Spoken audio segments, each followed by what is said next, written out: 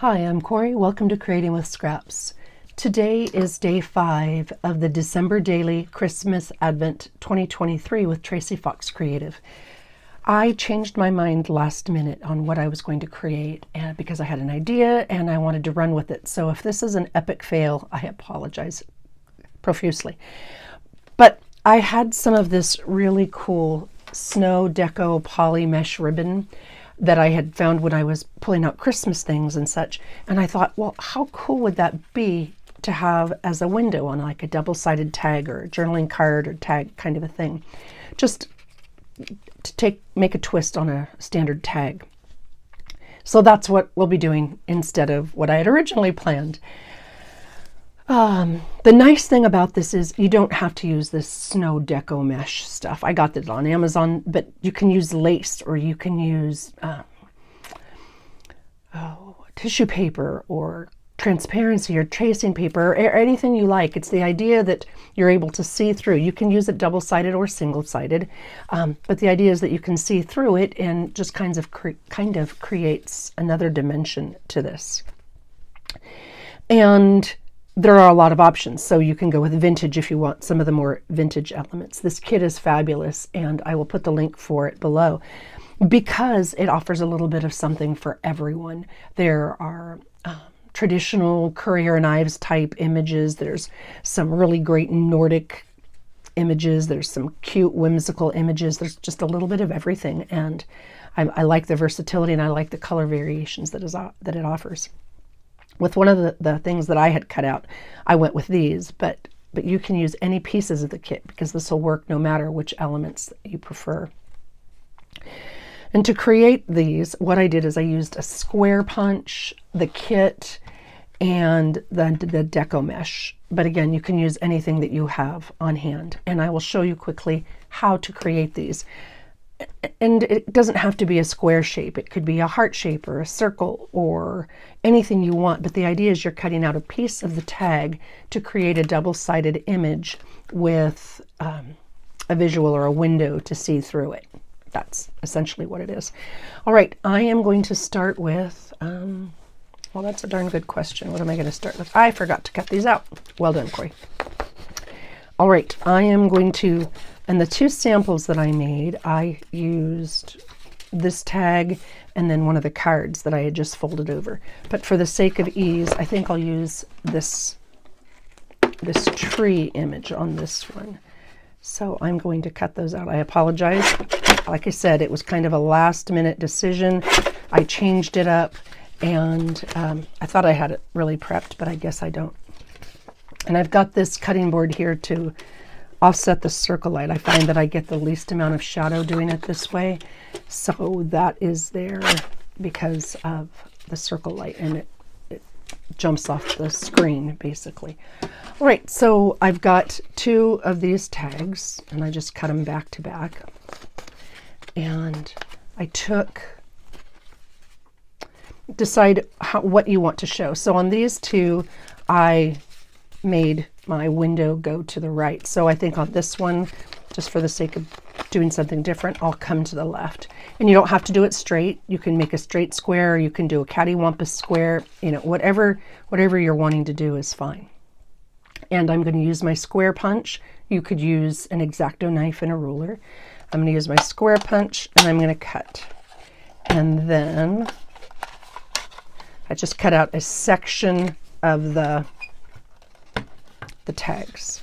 All right, I guess I could have glued them first, and then what I want to do is come down and just take a little bit more just to make sure that when I put the frame over it, because I'm going to use the same punch to create the frame, when I create the frame to put over it, I want to make sure that this back piece doesn't show.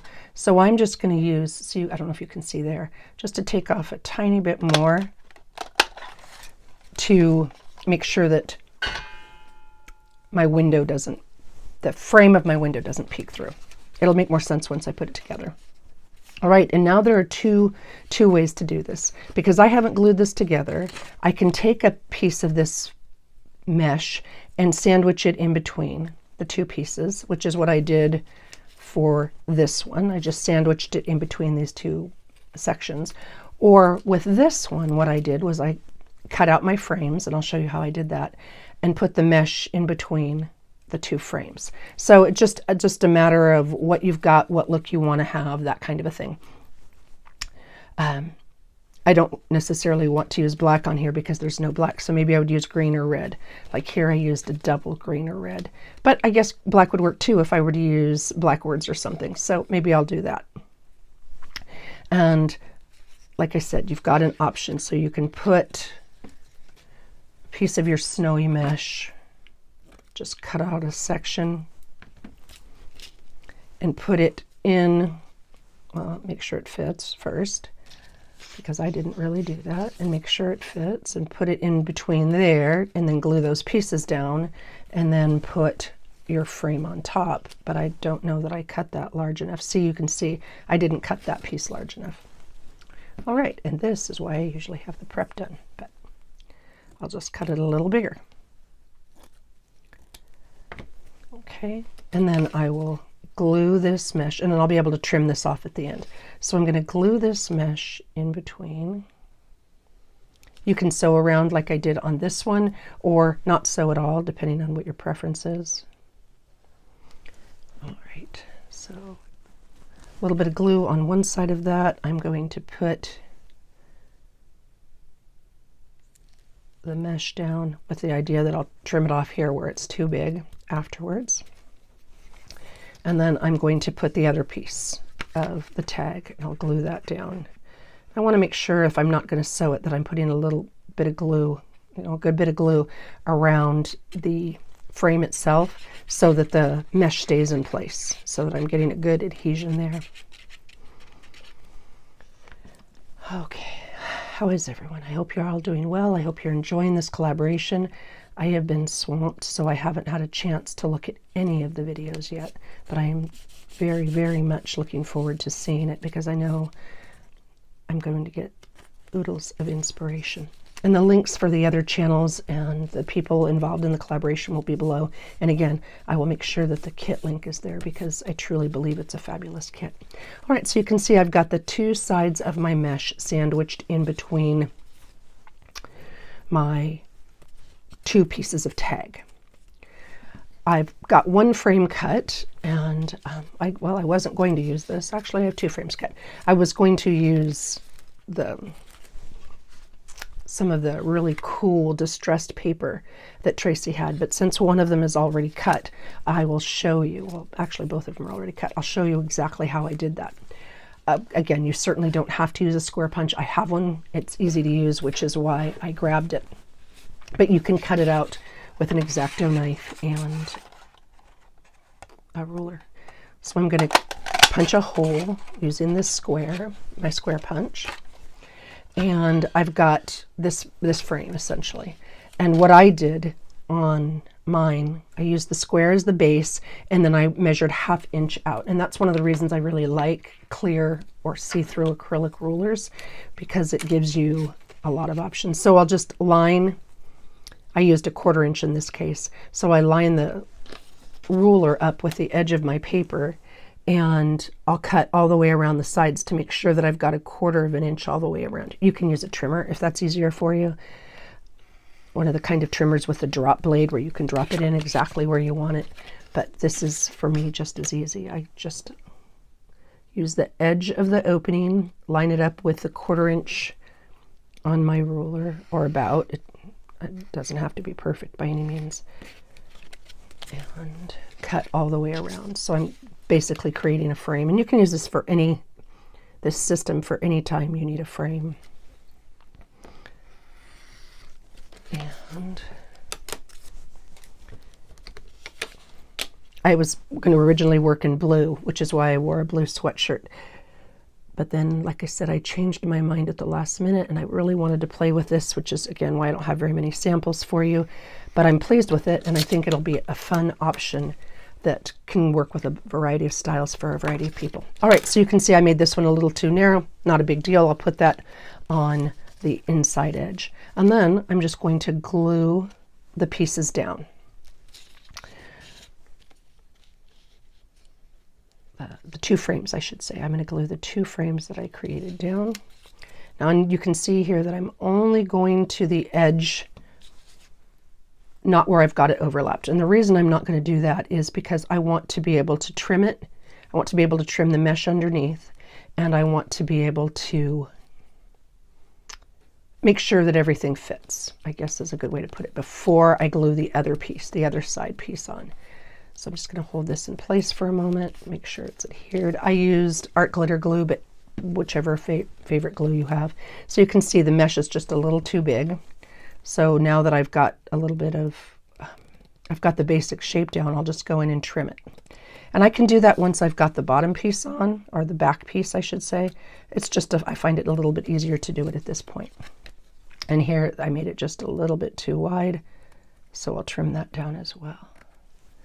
All right, I've got my snowy mesh trim made, and now I'm going to put on the other piece. This is where I'm going to, well, you can see here, I've got a little bit more mesh that needs a little bit more of a haircut.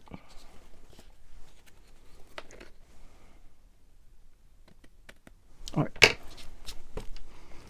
I'll put glue along this to hold the mesh in place. And I will grab, oh, here we go. And I'll grab the other piece of my frame, my window frame, and put that on the back. Now, if this was a really thin piece, like a really thin or fine piece of lace, I could put it between 2 layers of transparency or 1 layer of transparency or window film to create a more sturdy base. That would work really well with this system as well. And I will line these up, and there is the double side.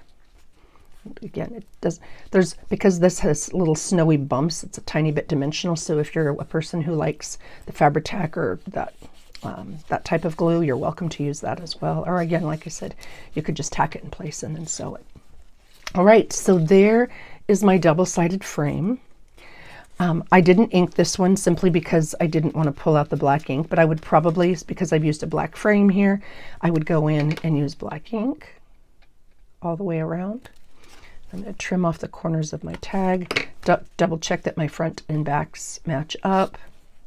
Because I laid them on each other. I can trim it now. And again, like here, you can see there's a smidge of white at the top. I can trim that off, or if I were going to use my black ink, the black ink would completely hide that.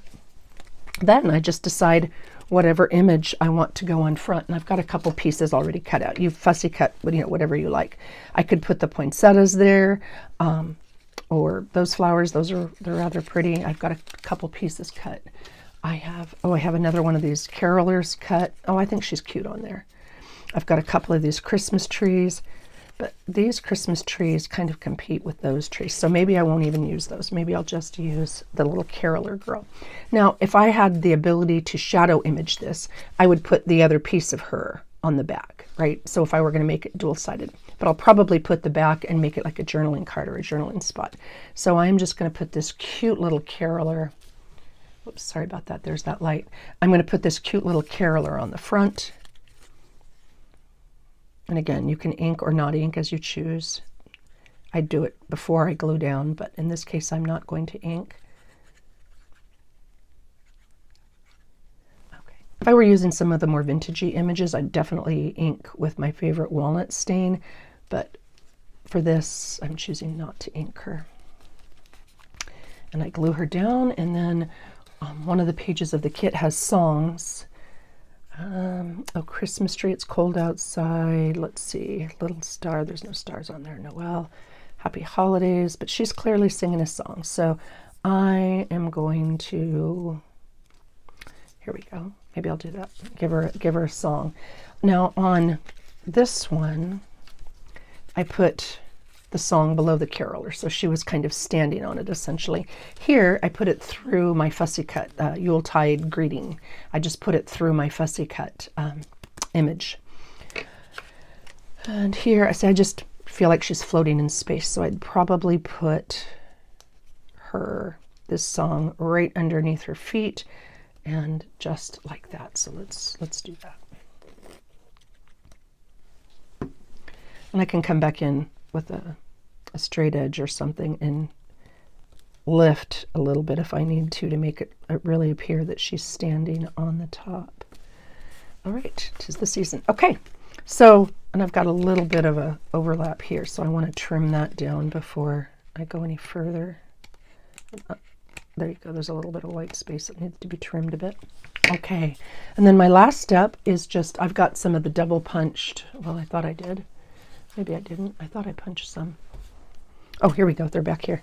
To do the tag bit at the top. So I will, the way I generally do this is I'll line it up because I'm not always great at making it straight. So I will line it up in the center, put the hole reinforcer, I guess that's the best word for it, hole reinforcer down, and then I punch it through,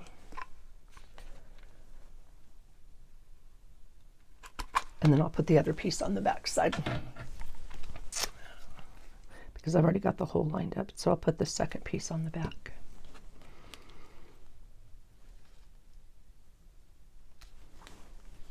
Okay, like that. Then I can put a piece of string or ribbon, or I've got a bit of lace right here. I can put that through. I can sew it in place or tie it in place, what have you. And I have got a fun, pretty simple, fairly quick tag. Again, please don't get bogged down with the idea that you've got to have that snow mesh or that deco mesh or what have you. You can use just about anything. You can use whatever you've got in your stash, and you can be creative with what you have. The idea is just to create like a peekaboo window, just a little bit of dimension as it hangs off the edge, and just another fun option. Thank you very much for watching. I hope everyone is well. I do get to come back later on in the month, and I have another idea that I'll share then that's a little bit longer to create, but school will be out for the winter break then, so I'll have hopefully a whole lot more time to play and create and to see what everybody else has done. Take care all. Thank you for watching, and happy creating.